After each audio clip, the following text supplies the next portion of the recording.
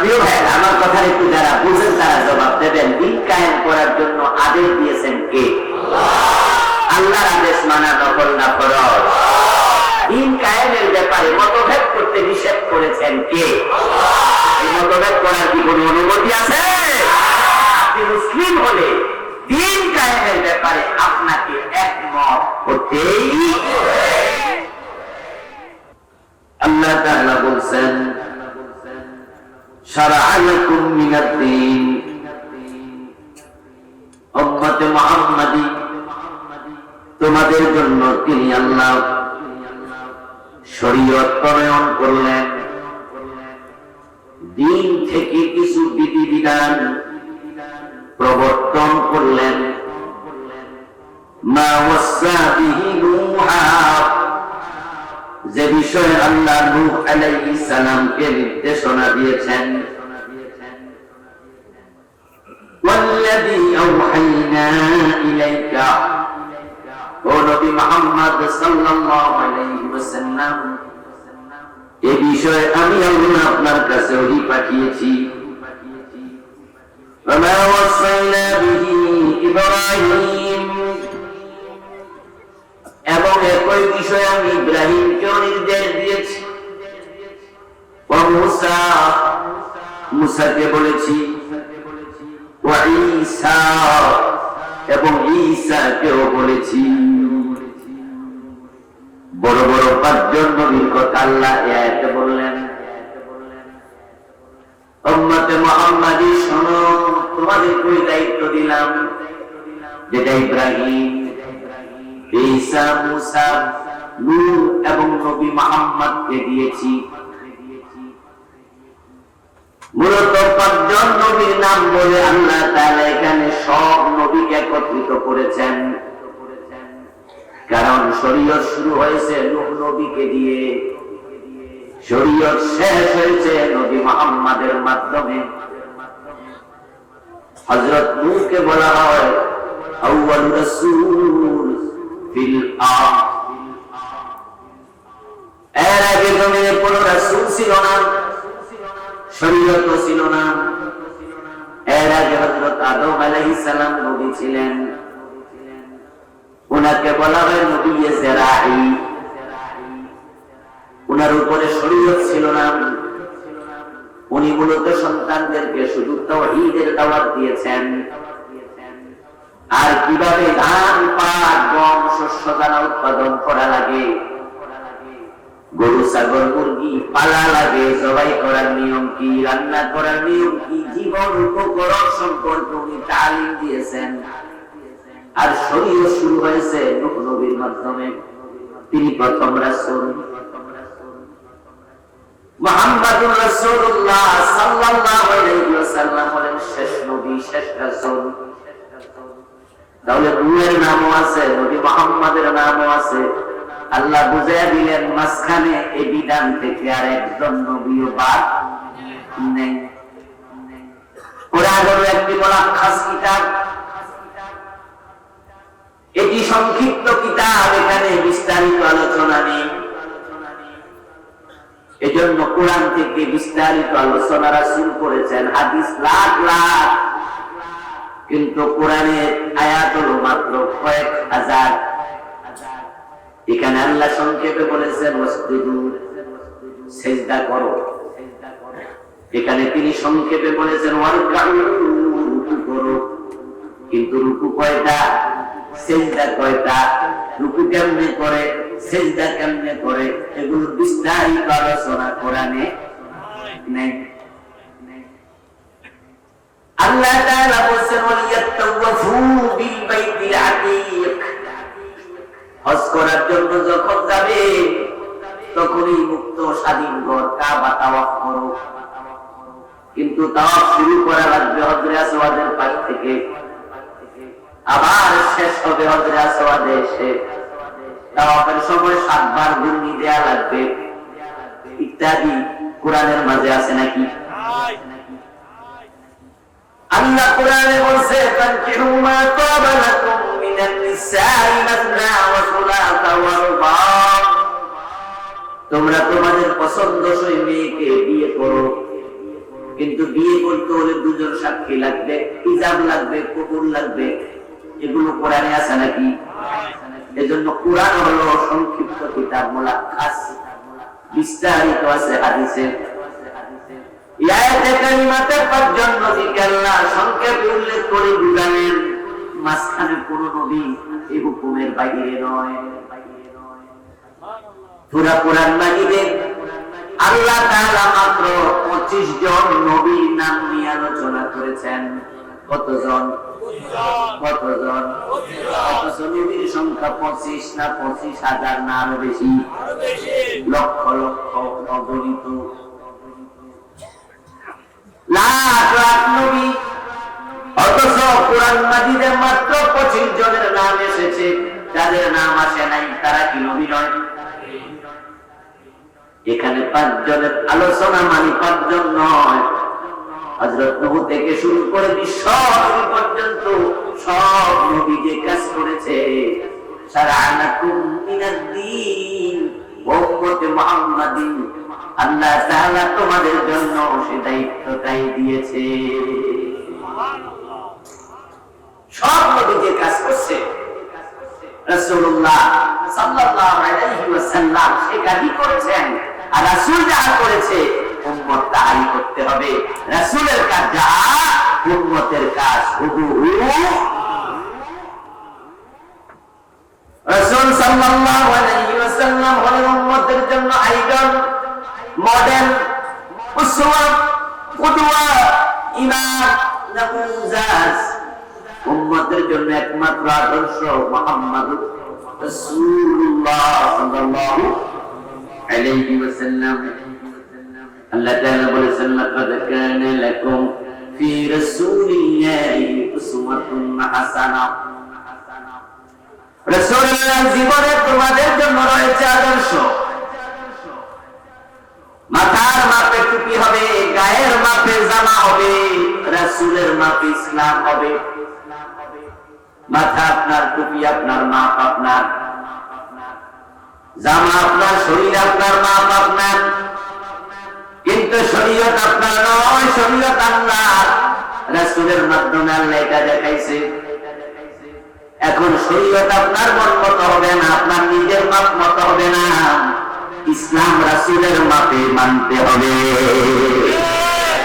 কুল in কুনতুম তুহিব্বুনাল্লাহ ফাত্তাবিউনি ইউহিব্বুকুমুল্লাহ। আল্লাহ বলেন, হে নবী, আপনি উম্মতকে শোনায়া দেন, তোমরা যদি আল্লাহকে ভালোবাসতে চাও, আল্লাহর ভালোবাসা পেতে চাও, ফাত্তাবিউনি, তোমাদেরকে আমি নবী মুহাম্মদের অনুসরণ করতে হবে। আল্লাহ তাআলা বলেন, নূহ আলাইহিস সালামকে যা বলেছি, ইব্রাহিম, মুসা, ঈসা, নবী মুহাম্মদ আপনাকে একই কথাই বলছি। আর তাদেরকে যা বলেছি, শারা'নাকুম, মানে উম্মতে মুহাম্মাদি, তোমরা শোনো, আমি আল্লাহ তোমাদের জন্য সেই বিধিবদ্ধ বিধানটাকে আবশ্যক করেছি। সব নবী মিলে যে কাজ করেছে, আমরা সে কাজ করতে হবে। তাহলে বোঝা গেল এই কাজটার গুরুত্ব কম না বেশি? আল্লাহ তাআলা যত নবী পাঠাইছে সব নবীকে দায়িত্ব দিয়েছে, খুব ইম্পর্টেন্ট দায়িত্ব। এই দায়িত্ব থেকে আপনি যদি দূরে থাকেন, তাহলে বোঝা গেল নবীদের আগমনের উদ্দেশ্যের সাথে আপনার জীবনের লক্ষ্য উদ্দেশ্যের মিল পাওয়া যায় না। এখন কি উদ্দেশ্যে আল্লাহ তাআলা সব নবীকে পাঠালেন, কি দায়িত্ব দিলেন? ওই গুরুত্বপূর্ণ মেসেজটা কি? ওই মেসেজটা আল্লাহ তাআলা এবার বলছেন, আন আকিমুদ্দিন, উম্মতে মুহাম্মাদি সব নবীকে আমি বলেছি, তোমরা আমার জমিনে আমার দিন কায়েম করো। সব উম্মতের দায়িত্ব, সব নবীর দায়িত্ব, তোমরা দিন কায়েম করো। ওয়ালা তাতাফাররাকু ফীহি, দিন কায়েমের ব্যাপারে তোমরা মতভেদ করবে না, মতবিরোধ করবে না। এমন এক দায়িত্ব আল্লাহ তাআলা আমাদেরকে দিলেন, যা নিয়ে মতভেদ করার অনুমতিটাও নেই। আমরা অনেক বিষয়ে মতবিরোধ করি। শরীয়তে মতভেদ আছে, মতভিন্নতা আছে, এমন অনেক মাসালা আছে। যেমন ধরেন মসজিদে গিয়ে নামাজের সময় জোরে আমিন বলে এমন কিছু মুসলমান আছে কিনা?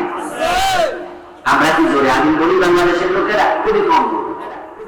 আমরা হানাফি মাসলাক অনুসরণ করি, এই জন্য আমরা আমিন বলি। আপনার মসজিদের ইমাম যদি প্রাজ্ঞ আলেম হন, ভালো আলেম হন, ওনার কাছে যদি কেউ গিয়ে মাসালা জানতে চায়, হুজুর আমাদের মসজিদে আজকে মাগরিবের টাইমে আপনি বলার পরে একজন লোক ওর নামাজ কি আছে না গেছে, নামাজ বাতিল হলো কিনা, হুজুর মুস্কি হাসি দিয়ে জবাব দেবেন, বাইরে নামাজ বাতিল হবে কেন? জোরে আমিন বলার হাদিসও আছে। ইমাম মালিক, ইমাম শাফি, ইমাম আহমদ ইবনে হাম্বল রাহিমাহুল্লাহ ওরা জোরে আমিন বলতেন। শাফি মাযহাবে জোরে আমিন বলে, হানাফি মাযহাবে আস্তে বলে। ইখতিলাফ, দ্বিমত। কেউ হাত বাঁধে নাভির নিচে, কেউ বাঁধে বুকের উপর, কেউ বাঁধে নাভির উপর। কোন আলেম বলবে না নামাজ বাতিল, বলবে হাত নাভির নিচে বাঁধার হাদিসও আছে, উপরে বাঁধার হাদিসও আছে। আহলে হাদিসরা বুকে বাঁধে, হানাফিরা নাভির নিচে বাঁধে। ইখতিলাফ আছে, ইখতিলাফ হতে পারে। ইমাম আবু হানিফা রাহিমাহুল্লাহ বলেছেন ইমামের পিছনে সূরা ফাতিহা পড়া নিষেধ। চুপ করে শুনবা, সূরা ফাতিহা পড়বা না। ইমাম শাফি বলছে সূরা ফাতিহা না পড়লে নামাজি হবে। ইখতিলাফ আছে কিনা? এরকম মাসালা দুই চারটা না শত শত, অভাব নাই। শরীয়তের অনেক মাসালা ইখতিলাফ হয়, ইখতিলাফ চলে। কিন্তু আনাকিমুদ্দিন, তোমরা দ্বীন কায়েম করো, বলে তাতাফাররাকু ফি, এই বিষয়ে মতবিরোধ করবে না, বিচ্ছিন্ন হবে না। দ্বীন কায়েমের ব্যাপারে ভিন্ন মত উপস্থাপন করার অনুমতি নেই। এর মানে হলো যত মুসলমান আছে পৃথিবীতে, সব মুসলমান আল্লাহর জমিনে আল্লাহর দ্বীন কায়েম করতে হবে, এই বিষয়ে একমত হওয়া ফরজ।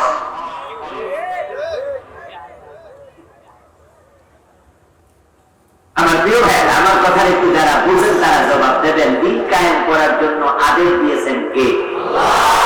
আল্লাহর আদেশ মানা নফল না ফরজ?